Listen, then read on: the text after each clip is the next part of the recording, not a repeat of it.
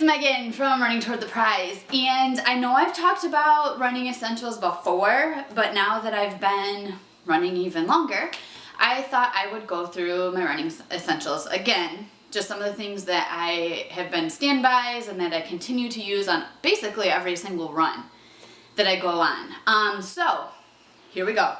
First is a good pair of running shoes. Now, I suggest that you go to an actual running store to get fitted.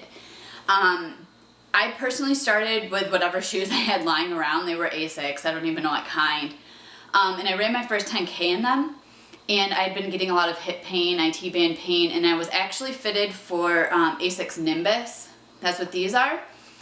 I still run in them, I still love them, I need that cushion, but I'm actually going to start trying out some other ones. I've been talking to some people who have been helping me, and these are probably going to be my long running shoes. I will admit that, but for some speed work, maybe for 5Ks, I'm going to start working into ones that are a little bit more minimalist. By no means Vibrams or Barefoot or anything, but I'm going to start working into those. But good pair of running shoes, get fitted. Next thing, I have to run with music. I just have to have something going. And so I've got an iPod Nano. Sometimes I do use my phone. It depends on how long the run is. If it's just a quick 2-3 miles, I usually use the Nano. If it's longer than that, I use my phone, just because then I've got my phone if anything were to happen. I try to update my playlist pretty often. I'd say once every week, every 2 weeks, just to change it up a little bit. And if you check my recommendations, I do have my music that I do update, so you can look it over. Recently, I've been getting into podcasts. It's just a great way to kind of unwind, and especially for those long runs. However, I do want to say that I live in a very small town, which means we don't have a whole lot of traffic out where I live. So I don't have to worry about, this constant traffic and being on the lookout. So, the podcast, I don't have it super loud so that I'm able to still hear around me, but it still kind of keeps me occupied. So, podcasts are another one. I've got Disney podcasts, I've got Jillian Michaels, I've got NPR, I've got lots, and I just kind of vary when I run. Speaking of music, I have fallen in love with earbuds. Oh my goodness, these things are amazing.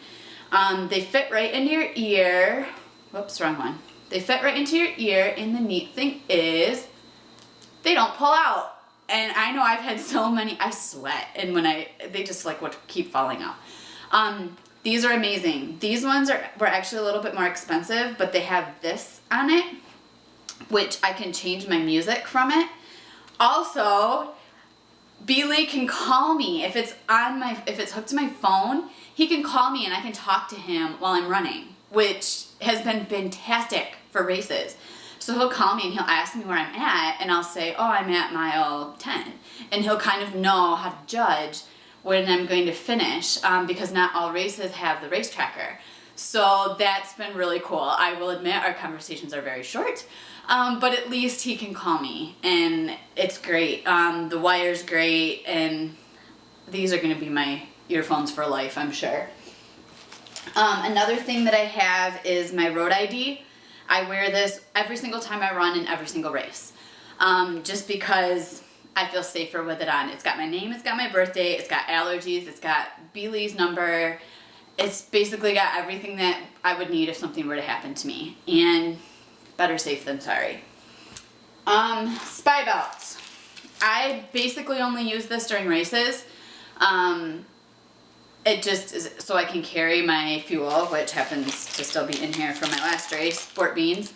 And if I'm running with my phone, I put my phone in here. I do make sure I put my phone in a Ziploc bag, especially if there's a possibility of rain. But Spy Belt has been great. I do want to note, if you wear a skirt, be careful where you place the Spy Belt, because the Princess race, when I first put it on, it made my skirt right up. Not so good. But I love this, doesn't hardly move. My Garmin, that should be a given. It is seriously one of the best things ever. It lets me know how far I've gone, lets me know my pace.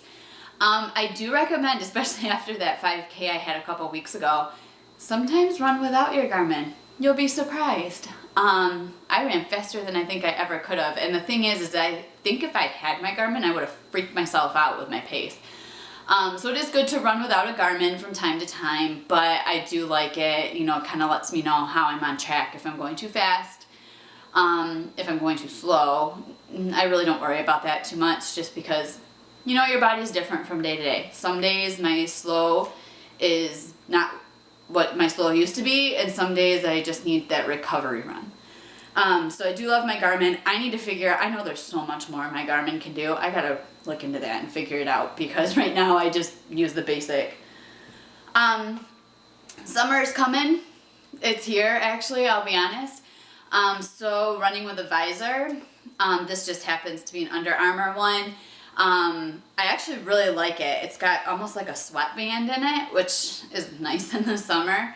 And it's white, which is also nice, because I do have a black one and that's no good right now. Visor, I've got a pair of sunglasses that I put on and I wear in the summer. Also, make sure that you have some sort of hydration, whether it be stowing water bottles along your route. I have a Camelback. I use that. I did get a handheld. I got to get used to it though. It's hard. It's hard to run with a handheld, but I'm going to try to get used to it. So we'll see. I'll let you know how that goes, but make sure that you have hydration. Also, make sure that you are hydrating with more than water, especially if it's really, really hot and humid outside. During my 25K, I actually think I overhydrated.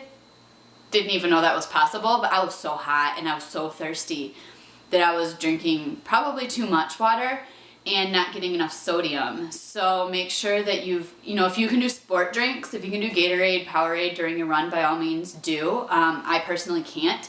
So I'm looking into different ways to get my electrolytes in, whether it be Noon.